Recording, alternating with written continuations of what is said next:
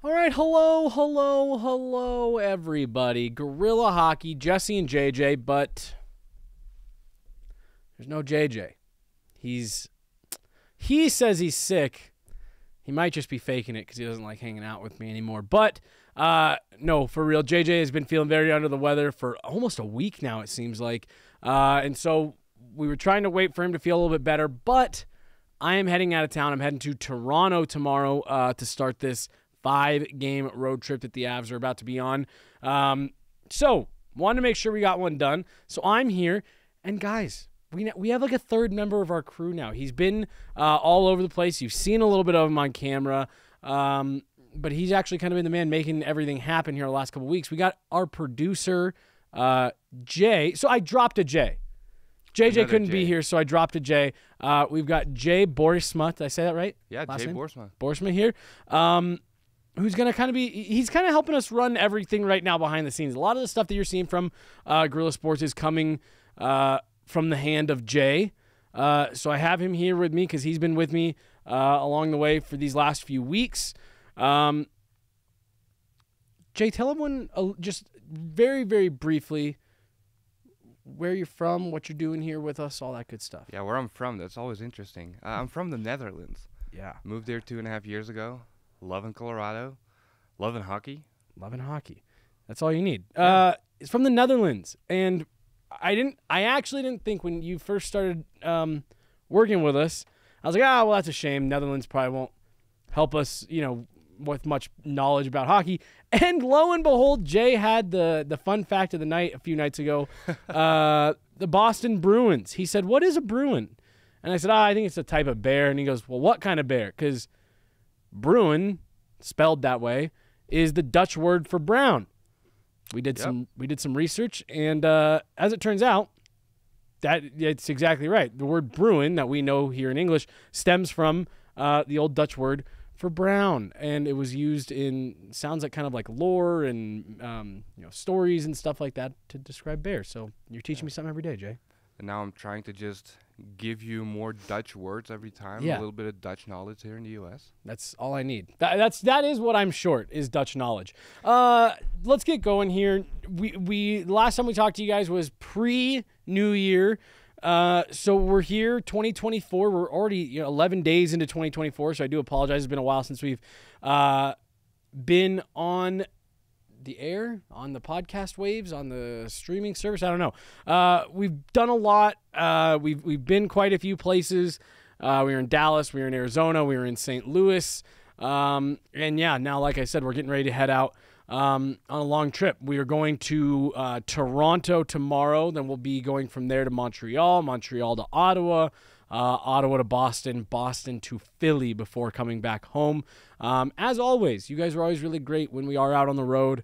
If you see us out, are going to be in the same city or going to the game, shoot us a message. We can't always make it happen to be able to meet up, but if we can, we always do love to see you guys. I can't say enough about the support that we do get, people coming up to us, especially when we're on the road, especially in Arizona, because it's so accessible. The press box is right there in the main concourse. So thank you guys so much for all the, every time you guys come up, always have something nice to say.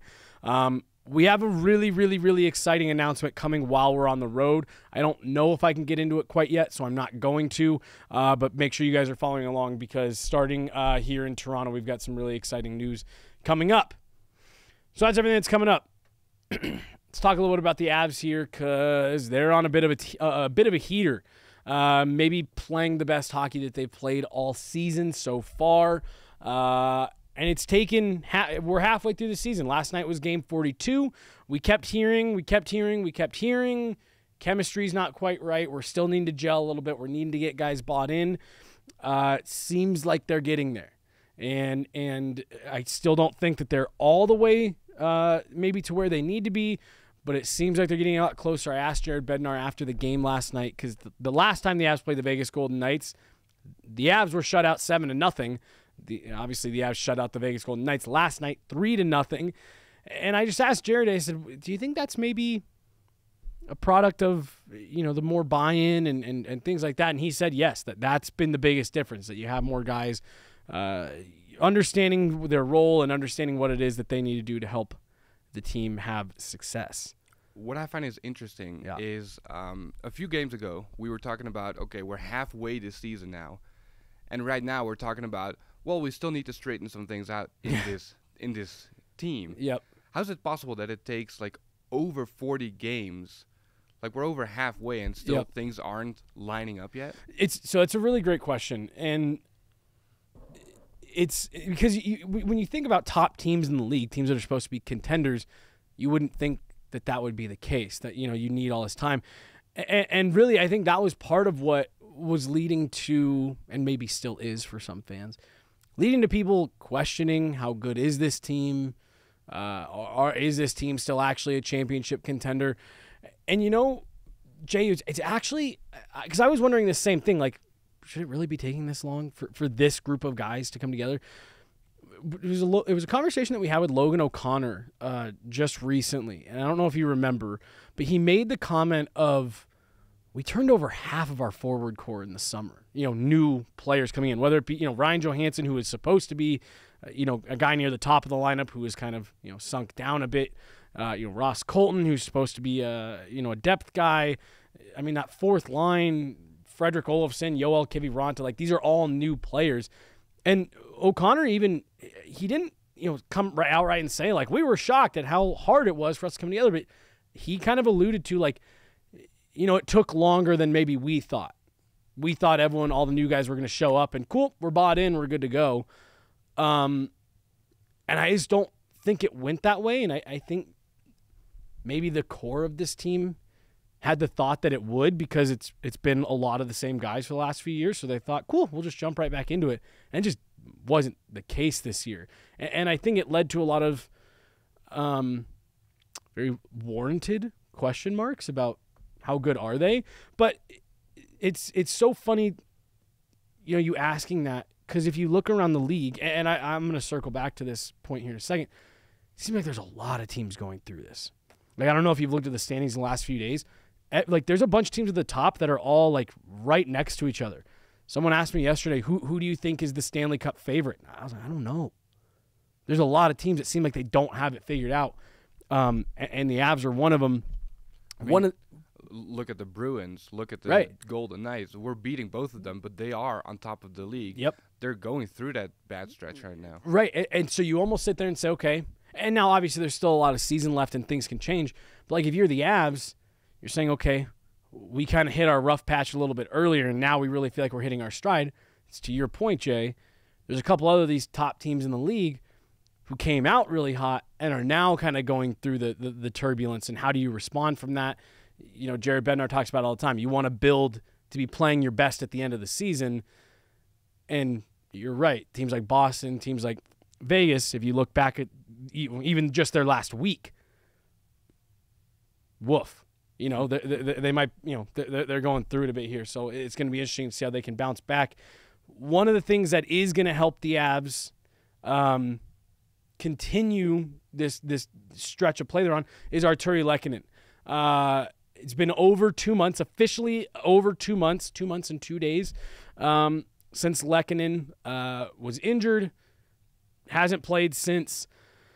He's going on the road trip here. He is going on the 5-game trip. I don't think that's necessarily a guarantee that he gets into the lineup. But the fact that he's going, he's been taking contact at practice. I don't know. Do they put him back in the lineup in Montreal to play against his old team? I'm not sure, but I think it's highly encouraging that he's going, and that's a bona fide top 6 player that you're going to drop in. It's going to really help your depth. It's going to help. Somehow Nathan MacKinnon is going to get more help. The way this guy is playing right now is ridiculous. He's the best player in the world. No questions asked. Connor McDavid is, right now, the way Nathan MacKinnon is, Connor McDavid's far in the rearview mirror right now. He's been unbelievable. Someone said last night, D-Mac from Altitude Sports Radio said after the media availability, like, gosh, I feel like we don't talk about MacKinnon that much. We don't ask him that much. And everyone was like, well, what else do you want him to say? Like anytime we ask about it, it's just 5 minutes of Jared Bednar gushing about what an amazing player he is. And it's like, gosh, are we going to make him do that every night? Like, Nathan MacKinnon's doing special things every single night. And it's just at a certain point, it's like, yeah, give the man a break from having to talk about it. This, I think, is the best stretch of hockey we've seen Nathan MacKinnon play. Maybe in his time here, but certainly in a long while. For me, right now, he is the runaway MVP favorite. Jay, let me ask you a question. You're a sports, you're a big sports guy. You follow other leagues. Mm-hmm. When I say the MVP of the league, what do you think the MVP is? Most valuable player, obviously. Yeah. I would say the guy that gets you a win. So, because in the last podcast with JJ, you and JJ both said that Cale Makar is a more important player, the best player in the world. Yep. Right now, you're saying that MacKinnon is the best player in the world. In different ways, they both are, I think. So MacKinnon, he keeps scoring. He keeps getting points. So in that sense, yeah, there's no one like him right now. Yeah. And it's so funny because I think the MVP conversation gets skewed sometimes because people are like, oh, well, who's the most talented player? And on the whole, if you take a big step back, it probably is still Connor McDavid. But the way that Nathan MacKinnon is playing right now, he is, in my opinion, the most valuable player to his team anywhere in the league right now. For what you just said, he's driving the bus every single night. Not only is he scoring points, he's defending. His physical play is up.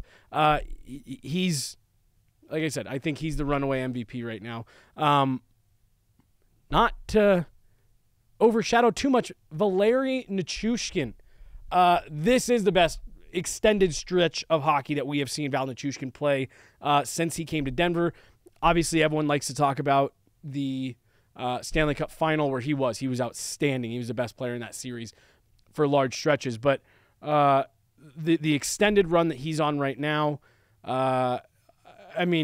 everyone thought maybe the contract a couple seasons ago was maybe a year too long, maybe $1 million too much. He is outperforming, outplaying both of them right now. His combination of size, speed, the skill, the touch around the net right now. He's becoming an increasingly harder and harder and harder player to stop. And I think it's adding another element to this team that maybe a lot of people thought that the Avs were going to lose with Gabe Landeskog. They had lost with Gabe Landeskog. I didn't think I'd be saying this at any point when Landy went out, but Val Nichushkin might be playing the way that Gabe Landeskog was playing and filling that role. It's unbelievably impressive.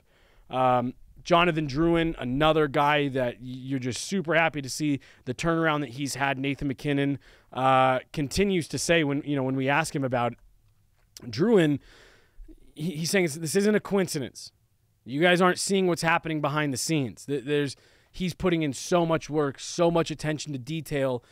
And the one thing that I thought Nathan MacKinnon said that was super interesting about Jonathan Drouin was he said he's not playing scared anymore. He's no longer afraid to make a mistake.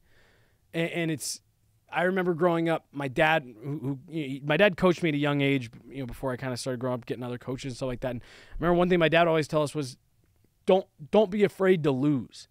You see teams that go out there and they play not to lose. They don't play to win. And that's when you're more tense, you're scared, you're not confident with the puck on your stick.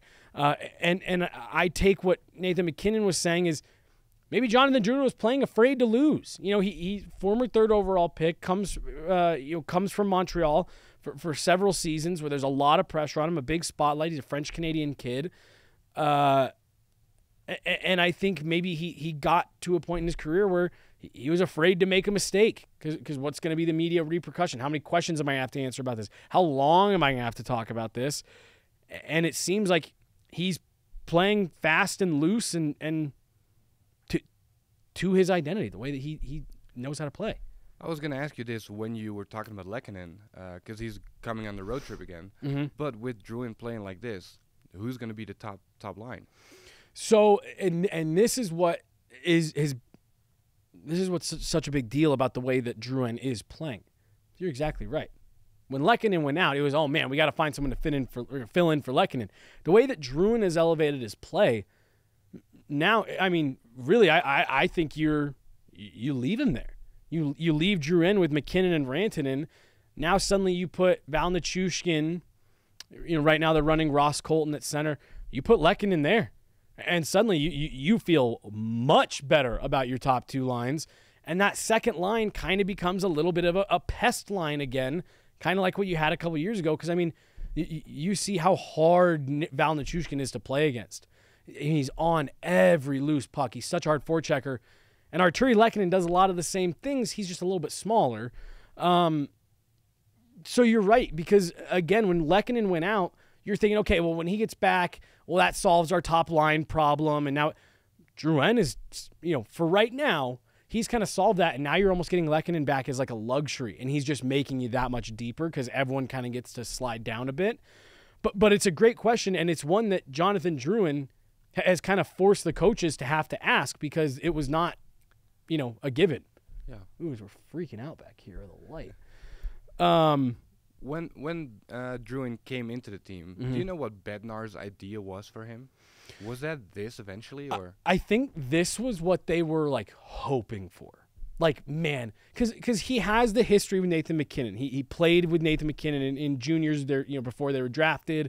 And he actually, people forget this, Jonathan Drouin was actually the league's MVP that year, not Nathan MacKinnon. He actually had more points than Nathan MacKinnon did in their draft year. So, Drouin goes third overall. These two, they were great friends going back. So I think when the Avs brought him in for as cheap as they were able to get him because of the injuries and the stuff like that, I think they were saying, well, gosh, for league minimum, if we get anything of value out of him, great. But if we can get him to play like that, the way that he used to play and with that confidence, holy smokes, that would be a grand slam home run. So I think what we're seeing out of him right now, they said, well, maybe we could do that. Maybe we could get that. And I think they're really, really, really pleased with the results they're getting. So I think this was the hope for the plan. But if you gave Jared Bednar truth serum, I don't know what he would say if he was like, yeah, we were expecting this, To me, right now, he is outplaying expectations. And I think it's sustainable for him because this is the type of player that people thought he was going to be, always thought he had the potential to be, and it just never quite seemed to get there. So this is a huge, huge win for the Avs right now if he can keep playing like this. I haven't mentioned Mikko or Kale. They're obviously both playing at an elite level. That between the legs no-look pass from Mikko Rantanen last night to set up Val Nichushkin was just banana pants. Like, that was something else. Gets a little bit of sauce under it. The touch that Mikko Rantanen has to his game is unbelievable. Cale Makar, I don't need to say enough. Jay already said earlier. We were talking last episode. I think he's consistently, game in, game out, the most impactful player all 200 feet of the ice. Is he going to go to the All-Star game? I certainly hope so, because he's a lot more he can't not fun go, to talk right? to. Yeah, and someone made the point the other night, I think it was Evan, he's gotten to the point where he's just kind of got that respect around the league where it really doesn't even matter what kind of season he's having. It's like, yeah, Cale Makar goes. He's the best player, So I think he ends up there. I haven't followed any of the voting or any of that stuff. Someone was telling me last night that right now, based on the fan vote, Georgiev is also in position to go. Number 4. Is he number 4? Yeah. Okay.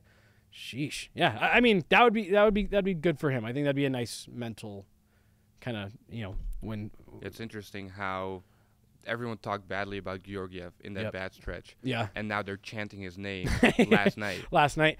Let's talk about goalies since you brought it up, Jay. Because you're right. It's about a week ago. Maybe a little bit less than that.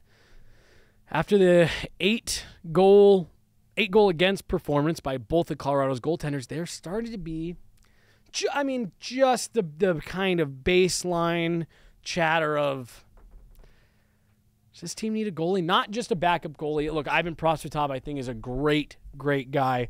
I think he works really hard, and I think he's got a really good attitude.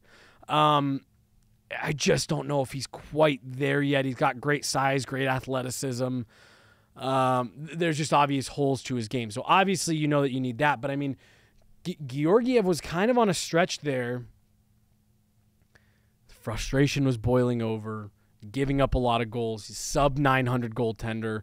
And so you're right. It's funny. You go back not even a week, and there's a conversation of, do the Avs need to find a different solution here? And now it's January 11th. We're talking about him being 4th in All-Star voting. He had a shutout last night, and 18,000 people are chanting his name. Also, still, even last night before the game, every time we say on Twitter, Georgiev is in goal. Yes, there's dude. always comments, always these replies saying, okay, so we need at least 5 goals. Yeah. And do we? Did we? So over the course of the season, no. That's not what the numbers say. Over the last 3 weeks, there's been a lot of games that have suggested you're going to have to put some up. Now, that's not to say exclusively. He's had some stretches, 2 goals against, 1 goal against, 2 goals against. But it just seemed like he went through a stretch there where on any given night it was 4+. But I think you're right. I do think that that's something that, not unlike what Jared Bednar got on us, the media, for last night. Nitpicking when things aren't going well, and then when he's playing well, nobody says anything about it. But that's also not a really weird thing for us, right? Because we're not in that locker room every day. We're not talking to the players like he does. So we're just curious, right? Yep. Yeah. And for me, especially with goaltenders, so much of it, Jay, is about the mindset and how mentally tough are you, because like that, I mean, that's the ultimate like spotlight position. If you make a mistake, the puck's in the back of your net. If defender makes a mistake, well, there's 5 other guys on the ice that can help kind of cover up for that. And so I think Georgie was going through it a bit between the ears, and I think that was why the frustration was starting to boil over. And to your point, that stuff's way easier to pick apart, because it's almost one of those things where, like, God, and this is gonna make me sound like a total tool, but like I had a boss when I was really young, maybe even my first boss, and I remember I walked up to him and I was like, "Hey, I did this," and he goes, "Cool, you did your job." And like, not to say that getting a shutout every night is doing your job, but I think with where this team is and the expectations and everything, I think the fan base and the media, rightly or wrongly, has the expectations that, yeah, if you're playing net for this team, you got to be on the level of the rest of this team. And so when he's playing at a high level, I think you're right. Everyone's like, well, yeah, that's what he's supposed to do. But we don't see everything that's going on behind the scenes and how hard he's working and the conversations that it's taking for him to get there and all that stuff. So it's just interesting. Yeah, what's interesting to me and admirable almost is how after all of that, and everyone is talking about him and to Bednar about him, then he has those games like he had the last few like especially last night. Yep. He does have that mental click. Yep. To get out there again and do it. Well, and that was what I found, what I have found so interesting about this season, because he's let a lot of frustration boil over. Just a couple nights ago, snaps his stick after the goal, and historically he hasn't been like that. He's been very calm, cool, collected, staying sharp, able to bounce back very quickly, kind of like what I think we saw last night, where that was a really clean game from him. And that's part of what had me a little concerned about him for stretches of the season, is uncharacteristic, mentality, I guess, is maybe the I don't know if that's the right or wrong way to say it. He's bounced back. I think you feel okay, but I do think trade deadline coming up here, quicker than we realize. I would be shocked if a goaltender didn't come in way more than likely as a backup. I think for them to do something like that, to shake up the goaltending position in a meaningful way, it would have to be an offer that's like, we'd be silly to say no to this. I think Georgiev's bouncing back. Last thing I want to touch on the Avs, and this is not on the rundown that I sent you, Jay, so you are not going to be prepared for this, but we did talk about it last night. Ooh. The whoop whoop has changed. The Avs score a goal, they announce who scored the goal, and then a whoop whoop plays. The whoop whoop still plays. But it used to be Anybody know? It used to be the whoop whoop from the camel in the Geico Hump Day commercials. The fact that you know this.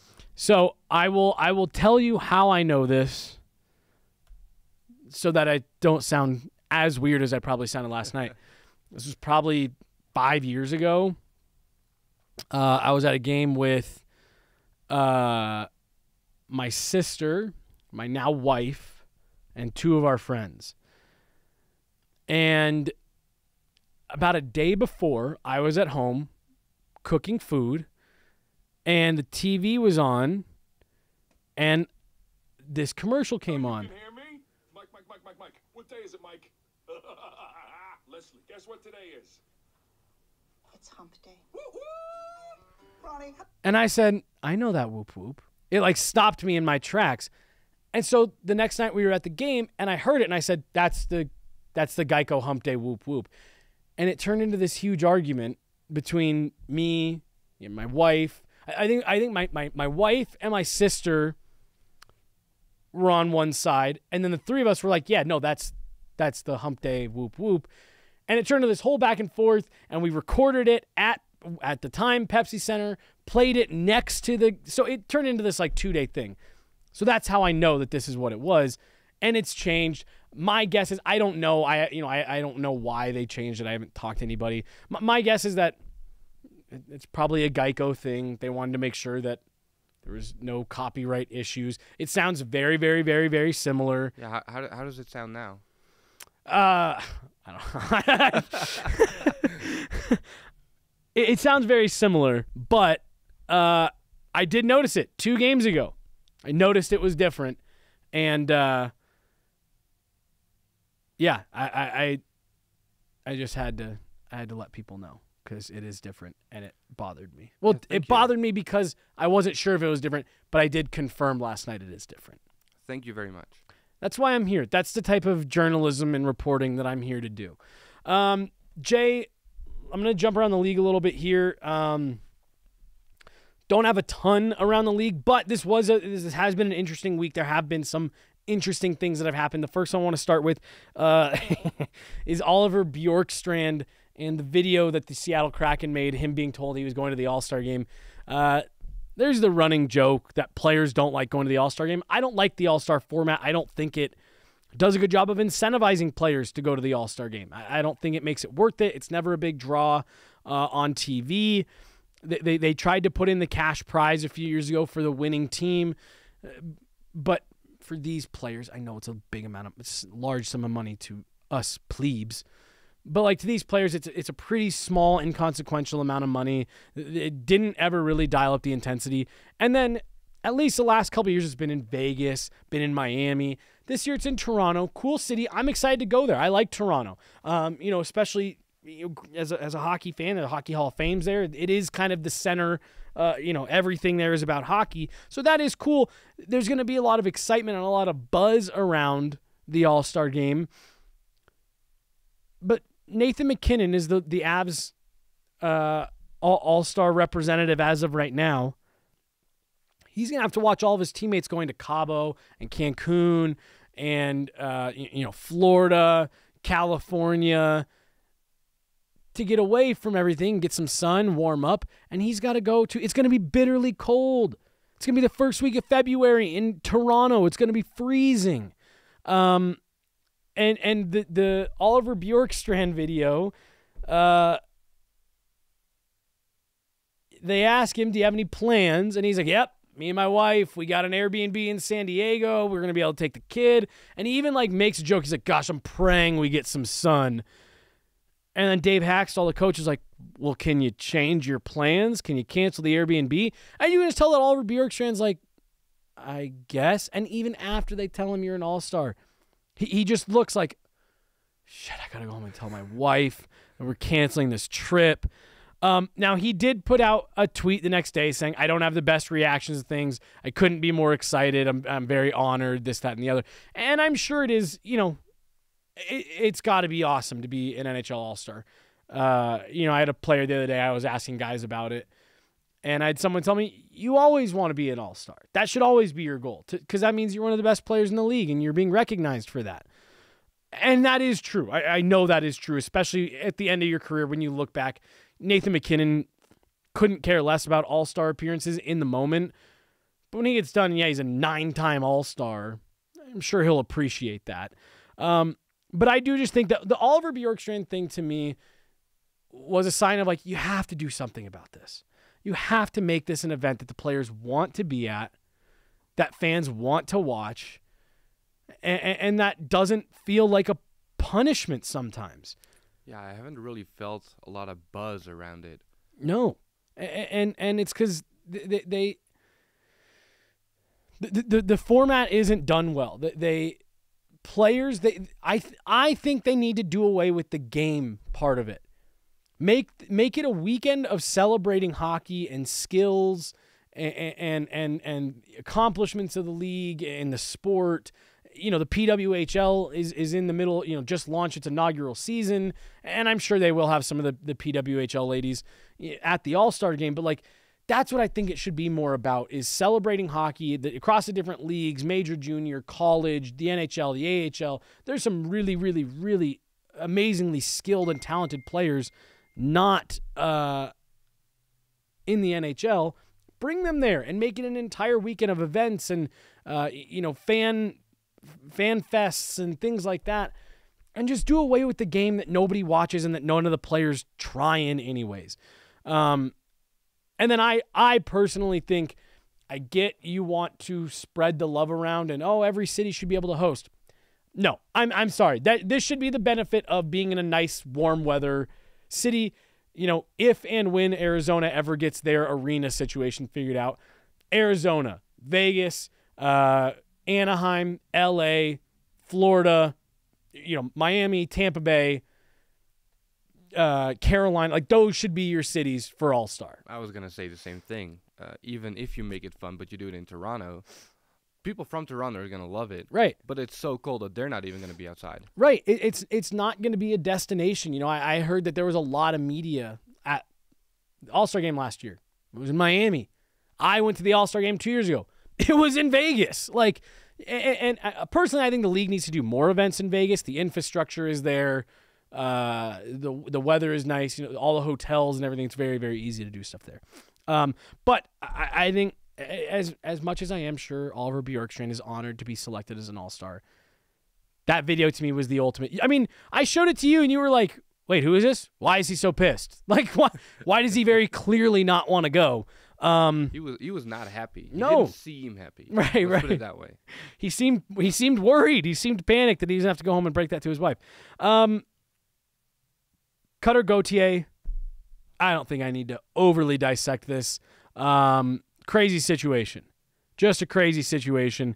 Cutter Gauthier goes to the WJCs, just balls out, and then we start hearing all these reports that he wouldn't talk to the Philadelphia Flyers as their management was out there trying to get in touch with him to see how he was feeling, what he was thinking, and come to find out that he had kind of behind the scenes requested a trade, that he didn't want to play for the Flyers, and they trade him to the Anaheim Ducks for Jamie Drysdale and a second-round pick. That's a big deal as it is that I think has some implications on the Anaheim Ducks. I don't think we have time to get into today, but we will get into soon because I think it's really interesting. But where this story really starts to get weird, Philly fans are just dragging this kid. And I get it. Young kid saying he doesn't want to play for that organization. I get why fans wouldn't like that. Cutter Gauthier is not the first player to do this. He will not be the last player to do this. I haven't seen a single Flyers fan mention Eric Lindros, who very famously didn't put on the Quebec Nordiques jersey at the draft, said, I'm not playing for them. And lo and behold, where did the Quebec Nordiques / Colorado Avalanche end up trading Eric Lindros? The Philadelphia Flyers, in exchange for a huge package that included Peter Forsberg, so things turned out pretty well for the Avs. Obviously, they win their Stanley Cups. Philadelphia Flyers, Eric Lindros never did that, in that era. So again, I get it. I get why Philly fans feel that way, but don't forget where you came from, Philly fans. Eric Lindros, maybe the most high-profile player to ever do something like that in the NHL has his number hanging in the rafters of Wells Fargo Center. But where it does start to get a little bit more interesting and spicy is and I'm trying to find the name of the show, Snow the Goalie. Snow the Goalie pod. Let's see here. Ant San Philly. I'm not sure what his actual name is. Anthony San Filippo said on a podcast that Kevin Hayes has his fingerprints all over this trade, implying that Kevin Hayes either pushed Cutter Gauthier out the door, didn't want him there, or was telling Gauthier not to sign there. Either way, saying, don't come here, don't play for this team. Big if true. Huge if true, but also a massive thing to put out if you're not 1,000% positive in what you're saying. And John Tortorella, never afraid to call media members out for, subpar reporting, did just that. Is the guy here? The guy here that caused Kevin Hayes a problem? Yes. You? Yeah. Are you kidding me? You think Kevin Hayes is going to do something like that?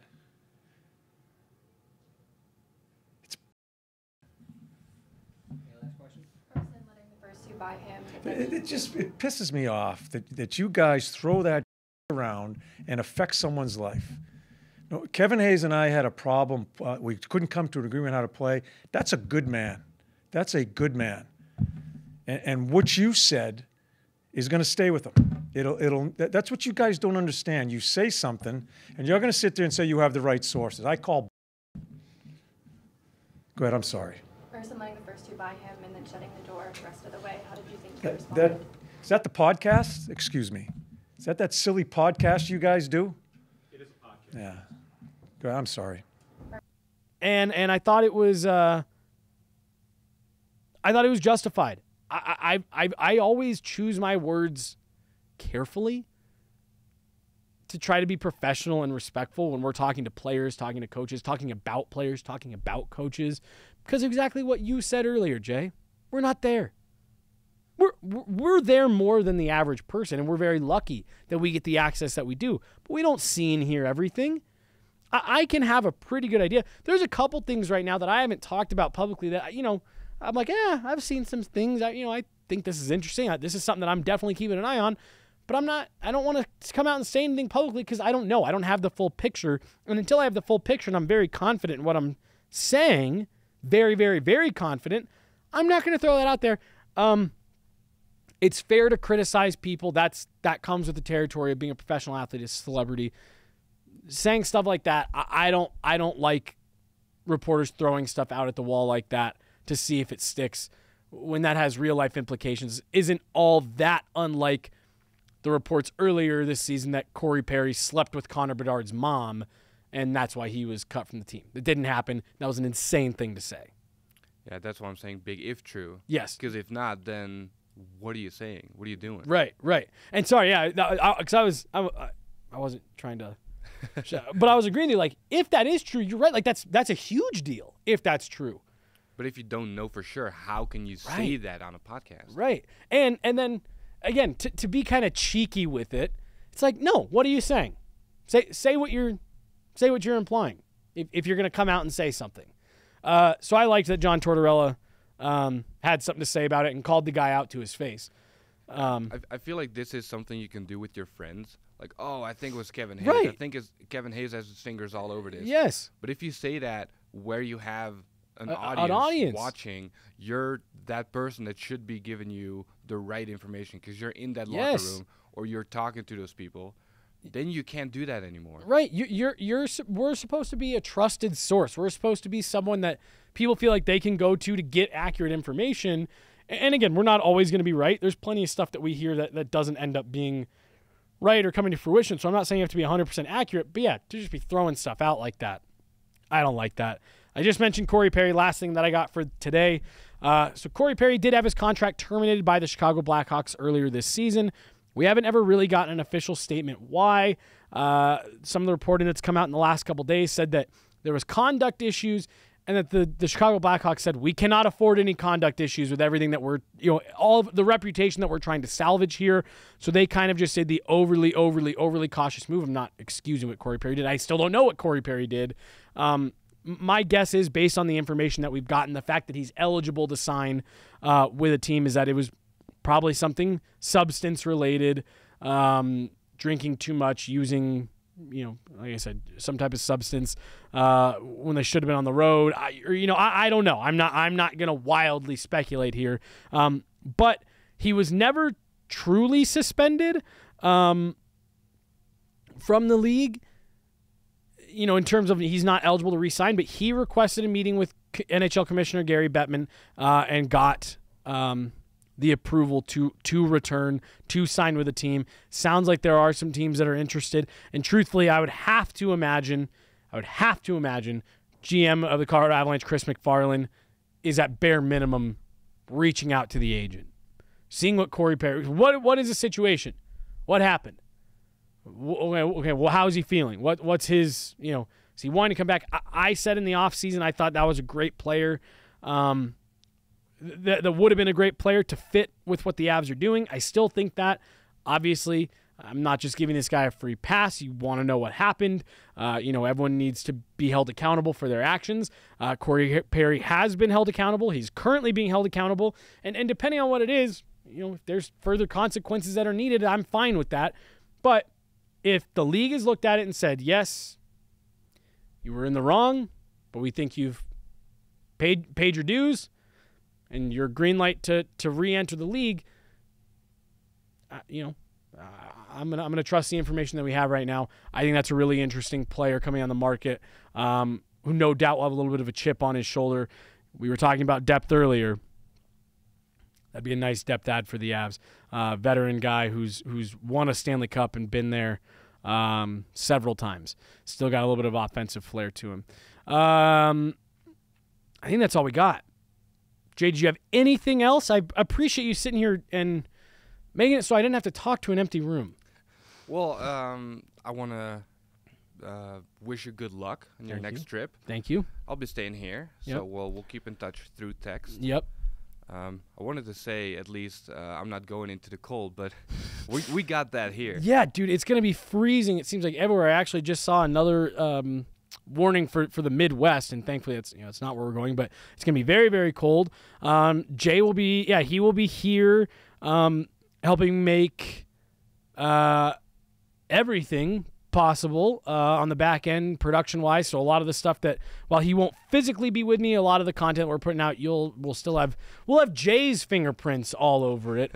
And yeah, so it should be a fun trip. I appreciate it, Jay. I'll miss being with you every day. I've gotten used to seeing you on a lot of days, all day, almost every day, and hockey game days are interesting for us because we see each other in the morning for long stretches. Then we go a few hours without seeing each other. We go see our families, and then we hang out again all night into the wee hours of the morning. So I'll be looking forward to getting back and seeing you, and he'll be heading out on the road with me a lot more throughout the year. But I'll have Mark with me. We're going to be making some awesome content. And like I said, guys, a really, really, really, really fun, exciting announcement coming for Guerilla Sports while we are on the road. I think that's it. We were due for a pod. We owed everybody, and just so you guys know, I keep talking about we're trying to do stuff to make this more consistent.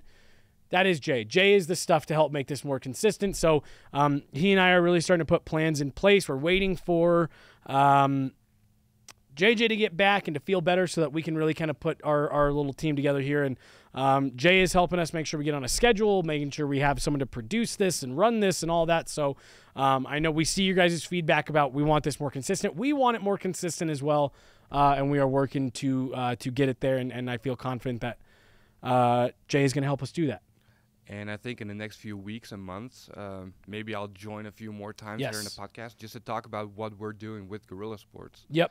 Because there's going to be a lot more and a lot of different things that are going to happen on a consistent basis. Yes. Yep. And part of what our big announcement is coming up is another huge step that will help us do all of that. So it's all really exciting stuff. Again, thank you guys for continuing your amazing support here into 2024. Continues to only get bigger and better. And I'm officially hot. This heater is running amok in this room. So let's get out of here. Thank you guys so much for listening. We'll talk to you from the road. Thanks for hanging out, guys.